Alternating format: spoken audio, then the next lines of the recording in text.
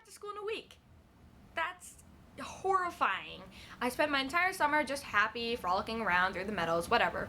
But now, I gotta, get in the mindset to go back to school. I mean, I gotta wake up at 5:58 in the morning because school starts at 7:30. My bus gets here at, 6:30. So I gotta eat and get ready, which doesn't really take that much time. I mean, look what I'm wearing right now. It doesn't take too much time. But unlike other people, that takes them an hour. So they have to wake up earlier than me because I take about 3 minutes. So, but then I gotta get on the bus. Now the bus is just really dark, and you walk outside your house. You're like, woo, it's fun. But the only lights that are lighting up the entire place are just the street lamps. And then there's the fire hydrant, which looks like a person because there's the other pole that's next to the fire hydrant like this, and it's just really creepy. And I always think it's a person when I'm walking down to the bus stop. Then you get onto the bus, and then you get to school. Now there's 1,000 people in my graduating year because I go to a pretty big school. And so you gotta make sure you establish your place on the first day of school, because otherwise it's where do I go? What do? I can't find my friends. And then you gotta stay there the entire year, because if you go anywhere else, you're just gonna upset the balance. So you need to find your space. You claim it. Hopefully you'll find one of your friends. If you don't find your friends, you just mill about until you find one of them.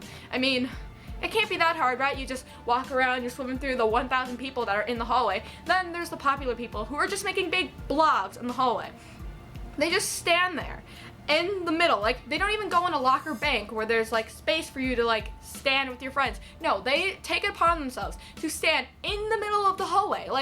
That's just fantastic. We're just gonna block the way for all the people who are walking up the 4 flights of stairs to get to your floor, because apparently my floor is on the 4th floor. That's just great. I mean, I totally want to walk up all the stairs at 7 in the morning because I'm totally amped for that. I have so much energy after pulling an all-nighter. I get 6 hours of sleep because I have so much homework to do already. So let's just walk up the stairs. Let's add more exercise because apparently we don't exercise enough. Who knew? So then you walk up the stairs and you're like, oh, here, I found my friends. I'm gonna stand in this block. And you gotta make sure you don't run into the other people. And then you have to get to your classroom, where then you meet your teachers and your friends. And then you gotta do oh, look, my name's Skwydeth. What's your name? My name is Octocidin. I don't know. What's your name? And then you have to go around. And most of the time, you don't even need to know the names of the other people in your school, because there's so many of them that you just don't end up knowing their names. Last year, I was in a math class. I didn't know the names of any of the guys besides the people that I sat next to, because I didn't do a lot of talking or making friends in that class, because it was the first class of the day and I was really tired. I mean, half the class was asleep anyway, so it doesn't really matter. So then you gotta introduce yourself and be like, hey, what's your name? Blah, blah, blah. And then you gotta learn about the teacher. It's oh, look, my teacher was a zookeeper. That's cool. Now we gotta spend a whole day on that. But then, the classes themselves are 86 minutes, so then you're just sitting there bored. I mean, the teachers spend half their time talking about themselves, and then they're like, okay, now it's time to get to know the students. And by then, you're all just bored. You don't want to do anything, but they make you do stuff anyways. Then, all of a sudden, boom, 20 minutes left of class, you got homework. We didn't actually accomplish anything. You just get this packet. Right here, you get to do this packet on what you remember from last year. Great. Really fun. But anyways, that's the worst part is when you go back to school and you have to do your summer reading. Summer reading. Woo! Let me go get my summer reading. Hold on. I got it. This is A Long Way Gone, Memoirs of a Boy Soldier by Ishmael Bea. I don't even know. This is just the book I read. And I'm a tryhard because I'm an INTJ Capricorn. You know, I hate procrastination. I'm very self-motivated, self-disciplined. So I finished this in July. But now I have to reread all of it again because I have English in my first term in the first half of the year for 86 minutes. Really fun. So I annotated. It's really great. It looks fantastic. I mean, totally not like I spent a whole month on this. And then after that, you gotta write some papers. You gotta write a paragraph, and you gotta write I don't know, an essay or something. And then the first week of school in English, I have to prepare myself. I have to mentally prepare myself for writing a timed essay. Now, I've never had to write a timed essay before. I've had to do a timed multiplication test in 3rd grade, but I've never had to write a timed essay. So my thoughts are just gonna go everywhere. I mean, after I do my own little planning within itself so I can make it think and stuff in my head. This doesn't make any sense. But after I do that, I can finally start writing. But I mean, how good is it gonna be in 86 minutes? I bet the test is probably less than 86 minutes because I gotta spend time explaining what's on the test. Really fun. But I finally reached my point of this video. I'm going to tell you a list of words that I'm unable to spell. For some reason, it doesn't make sense for me to spell any of these words the way that they are spelled. I just think that they're spelled a different way and they sound different in my brain, and when you say them, I spell them as they're said, because apparently when you're in elementary school, that's what you learned. Like Renaissance, okay, I better spell Renaissance the way that it's spelled. Or the way that it's spelled, the way that it sounds. Wow. Very professional.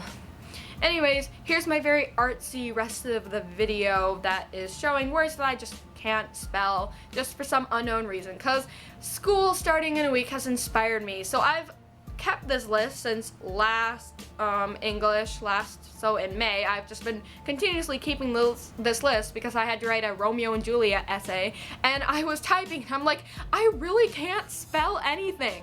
Like, spell check. Why? Like when you spell something so wrong that spell check can't even help you.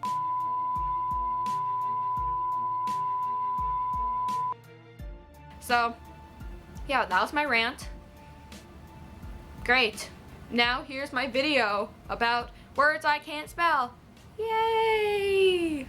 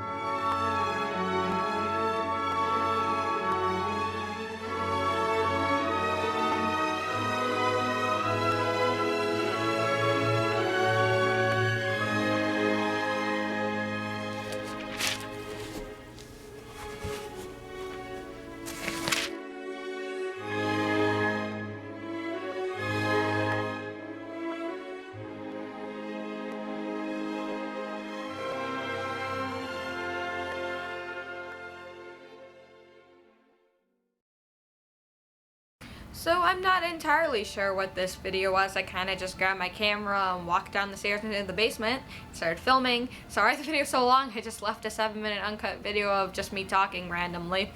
But, I hope you guys enjoyed. Like, comment, subscribe, do all the fun stuff in the comments below. Tell me what grade you're going into and when you start school or when you started school. Tell me words that you can't spell, because obviously you guys gotta write some tests and essays. You don't have to write a test, you gotta write an essay and a paper. So tell me words that you can't spell and spell them incorrectly in the comments below, because I'm interested. Yeah, so until next time, my name's Skwydeth. I'll see you guys later.